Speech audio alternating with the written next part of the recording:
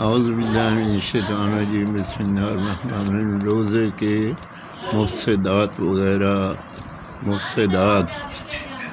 واضح رہے کہ مذکورہ بالا جدول میں پیش آنے والی مختلف صورتوں کے اجمالی حکم تحریر کیے گئے ہیں۔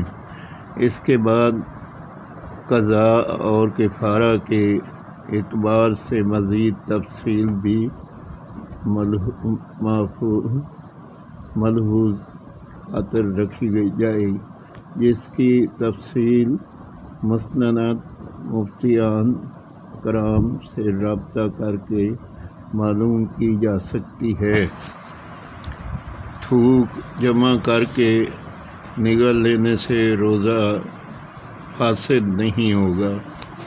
تیل جسم کہیں بھی لگا لینے سے روزہ فاسد نہیں ہوگا۔ ٹوتھ پیسٹ کرنے سے، ذرات حلق میں جانے سے روزہ فاسد ہو جائے گا۔ چکناہٹ زبان سے چکھ کر تھوک دیا تو روزہ فاسد نہیں ہوگا۔ حقہ پینے سے روزہ فاسد ہو جائے گا۔ حیض آنے سے روزہ فاسد ہو جائے گا۔ خلال کر کے ذرات وغیرہ تھوک کے دینے سے روزہ فاسد نہیں ہوگا۔ خوشبو سونگھنے سے روزہ فاسد نہیں ہوگا۔